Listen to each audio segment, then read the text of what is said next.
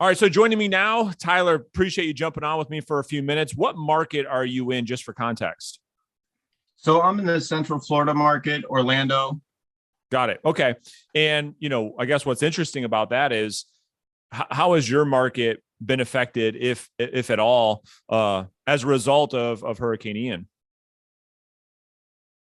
Well, for Orlando, we were lucky we did not get hit that hard. In Fort Myers, it was devastating. But Yeah. really here, we lost a couple people, lost power for a day or two, and maybe got some, new roofing, but not really affected us at all. Are you finding, and I wasn't even planning on talking about this, but are you finding that maybe as a result that people that lost housing in the Fort Myers area are migrating to the Orlando area? Are you seeing an influx of maybe new buyers or new renters at all? No, not really. There's been some talks about it, but I think a lot of people who lost their home in Fort Myers are just ready to get out of Florida, get away from hurricanes. But certainly, I'm sure there will be some relocating to Central Florida off the coast. Got it. Yeah. So let's kind of unpack your business. All right. So how long have you been selling real estate in that market specifically? So for me, I got licensed 2020 in March during the pandemic. I was furloughed from my job. I was a full-time chef for 15 years. Was furloughed for 7 months, started selling real estate, did 2 transactions, went back to work for a year. And then I recently just quit my job in March and went real estate full-time this year. So 2 years, technically, I've been licensed selling real estate since March full-time. So just about 6 months full time. Yeah. Wow. Okay. So I have to ask you, you were a chef. What got into you to say, well, I want to get into sales? That is worlds apart from each other. I'm really curious how you came to that decision. So the short answer would be it was always a dream of mine to flip houses from watching the HGTV shows like that. And, so I thought I'll get my real estate license so I can get some money to invest and flip houses. And then in 2020, when me and my wife both got furloughed from our jobs, we both got real estate license and got right into it. And she did really well. She never went back to work. And that put me in the position to do it full time once I saw how successful she was. And she's like, hey, you need to quit your job and come help me with the business. And that was really driven more because we just had a new baby in January 2020. And then we also have another baby girl this year in March. So we wanted to have more time with our family instead of, being a chef is a very high labor intensive job. It's a 70-hour work week. So for us, it just didn't make sense to raise a family with that type of job. You got a lot going on, new babies, new careers. So Yep. How has it been going? When you and your wife said, all right, we're going to get into this business full time, a lot of people, and I'm not suggesting you're one of them, but a lot of people think real estate is something that it isn't. Did you guys ever go through that to say, oh my gosh, what did we get ourselves into? Or were you fully aware that you were getting into a business where you eat what you kill? Yeah. So, in 2020, no, I had no idea what I was getting into. I was, under the common misconception about what real estate is. A lot of new agents get themselves into. I thought the broker would just be giving me the leads and I would be showing houses and making money. And then I started watching your YouTube channel, 2021, and I really got a better idea of what it was. I started implementing your for sale by owner scripts, and I got my first listing as a for sale by owner in April this year, and it's just kind of been taken off from there. So when I quit my job, I did have a really good idea of what I was getting myself into. But of course, in 2020, when, the pandemic happened and we got furloughed, I had no idea what I was doing then. Yeah. Yeah. I mean, it's so common that people watch these shows on HGTV and they track them like Yeah. crazy. Saying they got you too, Yeah. they should be charging the associations or something, because they just bring in so many people into the industry. So what has it been like? We're going to get into some details in just a second, but what has it been like overall, coming from a world where you're getting a paycheck every week or every other week, and now getting into a direct outbound sales business, having to deal with rejection? Walk us through what that has been like overall. It was one of the scariest things I ever did, to take that leap of faith and just trust in the process, trust in the program. But I can tell you that it's also been the most rewarding decision I've made in my entire adult life. Just following the process, is nervous as I got about the decision, I took that nervous energy and just prospect more and got the business, and then felt better about it. So that was how I handled that. So it was scary at first, but I mean, looking back at it, and right now, I'm super happy I made that decision. Yeah, I love it. A lot of people regret not doing it sooner. And so I don't know if you and your wife ever talk about that. It's like, babe, we should have did this years ago. What were we doing stuck in those kitchens all those years? Is that kind of the feeling you guys have? Yeah. All the time we have that conversation, my wife and I, like, we should have did this 10 years ago. Yeah. So you're here now. And so you mentioned something that, Tyler, I couldn't agree with more. We talk about it quite often, which is, from a mindset perspective, allowing the actions and the behaviors to impact the way we feel. Because if you're relying on feeling motivated or feeling good to take action, you're going to be in big trouble. So what you did was you got lost in the actions. You took massive action, which then gave you a strong mindset, gave you the confidence that, listen, I can do this. If I put in the work, I can absolutely make this work. And that is essentially what you found. Is that right? Yeah, absolutely. So when I started at my brokerage, I asked some other agents, like, how do you get listings? Do you guys call for sell by owners and expireds? And they just told me, no, that doesn't work. That's right. That's your broker just tells you that to keep you busy, keep your wheels spinning. Yeah. And I was just, I believed it. And then I started watching, videos on YouTube like yours. And I went through it and I tried it and I set the appointment. And then when I got to the appointment, you talk about your for sale by owner marketing toolkit. And I was sitting in the driveway watching that video.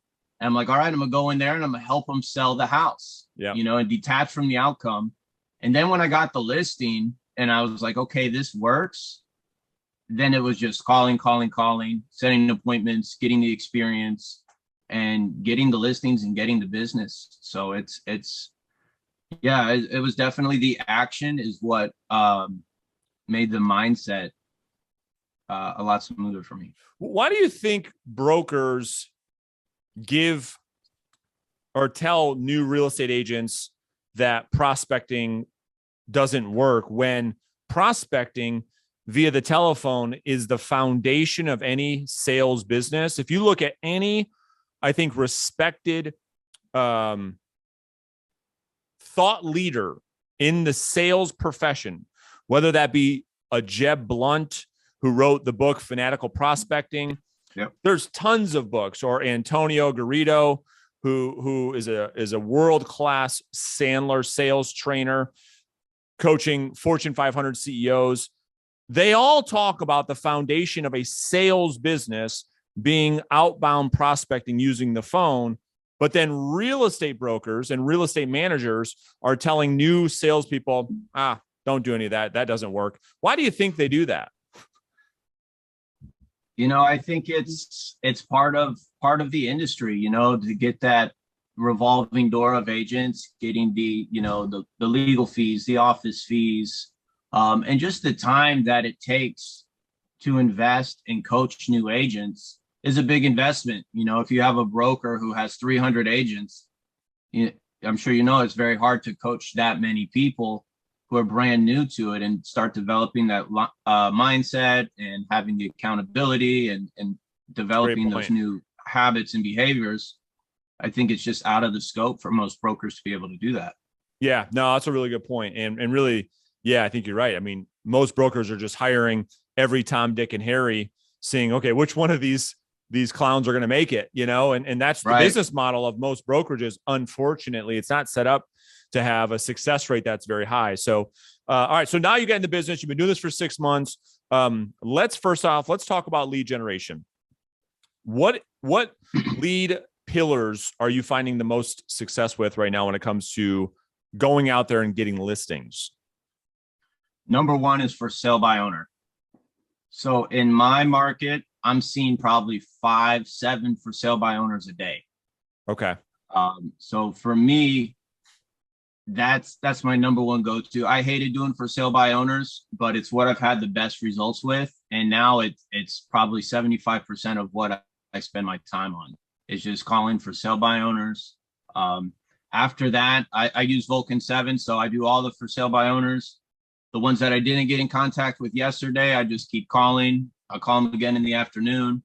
And I really just go through exhaust that list of FSBOs first. Then I'm hitting the expireds, the cancels, withdrawals.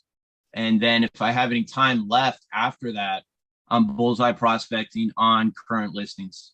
I love it. Are you finding that the conversation with a for sale by owner is getting easier as the housing market continues to shift? You find it that they are in more pain, they're more open to hearing you out over the past 6 months? Yeah, absolutely. So like the last 4 months ago, it was for sale by owners were selling their house, depending on the condition and the area, they were selling their house in a week or two. And they knew it. They knew they could probably sell their house without an agent in this market. Now that is not the case. It's still a really strong seller's market in my area, but it's not, 4, 6 hours on the market, 15 offers overpriced anymore. It's 2-3 weeks on the market, 2-3 offers, and it's either at or below asking price. So the market has definitely shifted, which has made it easier for sale by owners to see the value in hiring a listing agent. Yeah, I totally agree. I mean, that's what we're seeing in every market across the country that I've been talking about for years. And I've been trying to explain to new agents, listen, as soon as this market shifts, don't be scared, be excited, because now it's going to be a lot easier to go out there and get listings. And so over the past couple of months, obviously it takes a little while to build a pipeline, but now that you've been doing this for 6 months, what does the production look like? I mean, how many listings are you able to get? Is it, in the last couple of months? Let's break that down. Yeah. So I'm glad you asked. I wrote down my numbers here. So this year I've taken 14 listings, 7 for sale by owners. 22 transactions.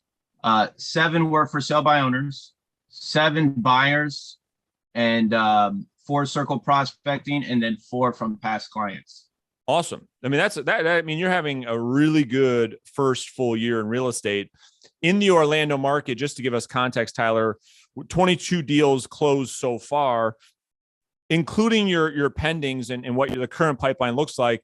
What type of income will that represent for you by the end of the year, would you say? So those are the listings that I've closed, and that's a 156,000 GCI with $7,100 average commission. That's phenomenal. What kind of money were you making as a cook? Well, I was a head chef, so I did pretty good in my career, and that was $85,000 a year. Well, and how long did you do that for? 15 years. I started as a line cook, peeling potatoes before I got to, a leader management position. Yeah, it took you 15 years. The point is, it took you 15 years to get to 85K. In your first year, you're going to almost double that. And so who knows with your skill set, mindset, work ethic, Tyler, what you can do in 15 years in this business. That's why it's so exciting. So, all right, let's break down the daily kind of schedule. So when are you prospecting? How many people are you looking to talk to every day? What does that look like? Okay, so I'm up every day at 6 o'clock. I have my breakfast. I do my workout. I make breakfast for my daughter, take her to school, and I'm back at the house at 9 o'clock, and I'm prospecting from 9 to 11. Got it. Then from 11 to 2 is all admin work, following up with clients already in the pipeline who are qualified leads. And then I'm doing appointments in the afternoons, if not showings. Got it. Now, one thing, as you know, is a lot of agents really struggle to stick to a schedule, prospect consistently. How are you able to fight the urges and all the distractions and all the what seems to be fires? How are you able to focus and get your 2 hours of prospecting in every day?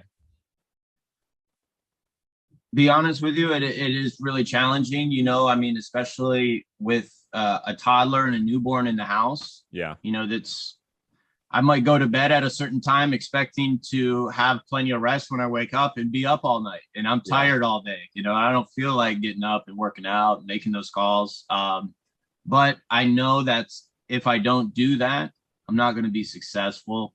And it's going to cause me more trouble if I don't do it than I do. You know, and I have a lot of things, you know, like you suggested, I have a picture of my family in my prospecting station.